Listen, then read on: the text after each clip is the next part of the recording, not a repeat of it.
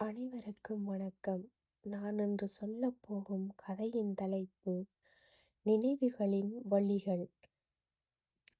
அந்த பழைய வீட்டின் முற்றம் முழுக்க பரவியிருந்த அமைதியை கலைத்து ஒரு லாரியின் சத்தம். எல்லா சாமான்களையும் சீக்கிரம் ஏத்துங்கப்பா, சாயங்காலத்துக்குள்ள சிட்டிக்கு போகணும் என்று அவசரப்படுத்தி கொண்டிருந்தான் அசோக். 60 வயதை கடந்த அவனது அம்மா லட்சுமி வீட்டின் திண்ணையில் அமர்ந்து கலங்கிய கண்களுடன் அந்த வீட்டையே பார்த்து கொண்டிருந்தார். அசோக்கின் தந்தை மறைந்து 1 வருடம் ஆகிவிட்டது. அசோக் தன் குடும்பத்துடன் நகரத்தில் குடியேறிவிட்டான். அதனால் கிராமத்தில் இருக்கும் இந்த 70 வருட பழமையான பூர்வீக வீட்டை விற்க தீர்மானித்தான். இன்று வீட்டை காலி செய்யும் நாள். வீட்டுப் பொருட்கள் ஒவ்வொன்றாக லாரியில் ஏற்றப்பட்டன. நவீன காலத்து சோபாக்கள், மெத்தைகள், எலக்ட்ரானிக் பொருட்கள் என எல்லாம் ஏற்றப்பட்டு விட்டன. அசோக் வீட்டின் பின் பக்கமிருந்த கிணற்றிற்கு சென்றான். அங்கே மூலையில் தூசும் துருவும் பிடித்து இற்றுப்போய் கிடந்த 2 இரும்பு வாளிகளை அவனது கண்ணில் பட்டன. இதெல்லாம் எதுக்குமா இன்னும் வச்சிருக்கீங்க? குப்பை தொட்டியில் போட வேண்டியதுதானே என்று சலித்து கொண்டே அசோக் அதை தூக்கி எறிய முயன்றான். அசோக், அதை அப்படியே கீழே வைப்பா, அது வெறும் பழைய இரும்பு இல்லை என்று லட்சுமியின் குரல் தழுதழுத்தது. அவர் மெல்ல நடந்து வந்து அந்த வாளிகள் மீது படிந்திருந்த தூசியை தன் சீலையால் துடைத்தாள். அம்மா, இப்போ எதுக்கு இந்த வாளிக்கு இவ்வளவு முக்கியத்துவம்? சிட்டியில நமக்கு பிளாஸ்டிக் வாளி, வாஷிங் மெஷின் எல்லாம் இருக்கு என்றான் அசோக் எரிச்சலுடன். லட்சுமி அந்த வாளியை தொட்டு வருடியபடி, அசோக், இந்த 2 வாளிகளும் உன் அப்பாவோட நினைவுகள். இந்த வாளிகள்ல தான் உன் அப்பாவோட உழைப்பும் உன் மேல அவர் வச்சிருந்த பாசமும் நிறைஞ்சிருக்கு என்று கடந்த கால நினைவுகளுக்குள் சென்றார். முதல் வாளி, உழைப்பின் காயம். 30 வருஷத்துக்கு முன்னாடி நீ பிறந்து 5 வயசு இருக்கும். இந்த ஊர்ல பயங்கரமான வறட்சி. கிணத்துல தண்ணி ரொம்ப கீழே போயிடுச்சு. அப்போ பிளாஸ்டிக் வாளியெல்லாம் கிடையாது. இந்த முதல் இரும்பு வாளியைத்தான் உன் அப்பா கஷ்டப்பட்டு வாங்கிக்கிட்டு வந்தார்.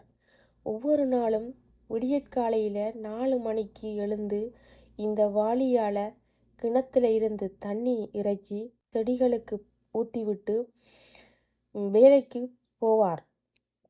ஒரு நாள் தண்ணி இறைக்கும்போது கயிறு அறுந்து வாளி கீழே விழுந்தது. உன் அப்பாவோட கையை கிழிச்சிடுச்சு. ரத்தம் சொட்ட சொட்ட அவர் நின்னார். நான் பதறிப்போய் ஓடி வந்தேன். ஆனால் அவர் சொன்ன வார்த்தை, என் கை காயம் பரவாயில்லை லட்சுமி, வாளிக்கு ஒன்றும் ஆகலையே, என் புள்ள குளிக்க தண்ணி கிடைச்சிடும். அப்படி சிரிச்சார்.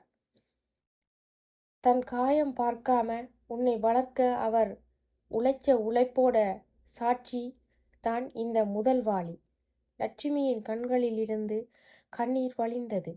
அசோக் அமைதியாக அதை கேட்கத் தொடங்கினான். இரண்டாவது வாளி, தியாகத்தின் பரிசு. லட்சுமி அடுத்த வாளியை காண்பித்தார். அதில் ஒரு சிறிய ஓட்டை அடைக்கப்பட்டிருந்தது. இந்த இரண்டாவது வாளி இருக்கே, இது 10வது படிக்கும்போது உங்க அப்பா ஸ்கூல்ல டூர் கூட்டிட்டு போனாங்க. உனக்கு புது ட்ரெஸ் எடுக்கவும் ஃபீஸ் கட்டவும் உங்க அப்பா கிட்ட காசு இல்லை. அப்போ இந்த வாளியில ஒரு ஓட்டை விழுந்துடுச்சு. புது வாளி வாங்கணும்னா 5 ரூபா ஆகும். உன் அப்பா புது வாளி வாங்காம அந்த 5 ரூபாயை சேமிச்சு இந்த வாளியோட ஓட்டைய ஈயத்தை வச்சு அடைச்சிட்டு மீதி காசை உன்னோட டூர் செலவுக்கு கொடுத்தார். நான் ஓட்டை வாளியில தண்ணி இறைச்சாலும் பரவாயில்லை, என் புள்ள மற்ற புள்ளைங்களுக்கு முன்னாடி தலைகுனிஞ்சி நிற்கக்கூடாது அப்படின்னு சொன்னார். நீ படித்து பெரிய வேலைக்கு போய் இன்னைக்கு கார் பங்களான்னு வாழ இந்த ஓட்டை வாளிதான் அஸ்திவாரம் அசோக். உங்கள் அப்பா அவரோட தேவைகளையெல்லாம் ஓட்டை வாளியில போல சுருட்டிக்கிட்டு உனக்கு முழுமையான வாழ்க்கையை தந்தார். அம்மா சொல்லி முடித்ததும் அசோக் அப்படியே உறைந்து நின்றான். அவன் தன் கைகளை பார்த்து கொண்டான். இன்று அவன் கைகளில் இருக்கும் தங்க மோதிரங்களும் அவன் கட்டியிருக்கும் விலை உயர்ந்த கடிகாரமும் அவனது தந்தை வலி சுமந்து சேர்த்த உழைப்பின் பலனிது என்று அவனுக்கு உரைத்தது. வசதிகள் வந்தவுடன் அந்த வசதிகளுக்கு காரணமாக பழைய நினைவுகளை உணர்வுகளையும் குப்பையென்று நினைத்த தன் அறியாமையை எண்ணி வெட்கப்பட்டான். லாரியில் ஏற்றப்பட்டிருந்த பளபளப்பான நவீன பொருட்கள் அனைத்தும் அந்த 2 பழைய இரும்பு வாளிகளுக்கு முன்னால் அவனுக்கு தரம் குறைந்ததாக தோன்றின. அசோக் மெதுவாக குனிந்து அந்த 2 இரும்பு வாளிகளையும் தன் 2 கைகளாலும் தூக்கினான். அந்த வாளிகளின் கணம் அவனுக்கு அவனது தந்தையின் பொறுப்பை உணர்த்தியது. என்னப்பா பண்ற?